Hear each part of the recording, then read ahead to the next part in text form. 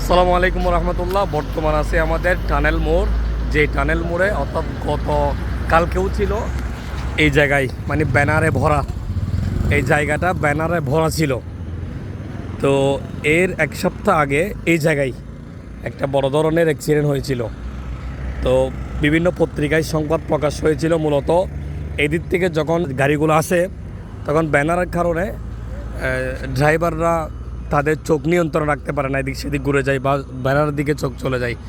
তো আজকে দেখলাম অনেকে রাজনৈতিক ব্যক্তিত্ব যারা আছেন তারা নিজ দায়িত্বে কিন্তু ব্যানারগুলো সরাই ফেলছে।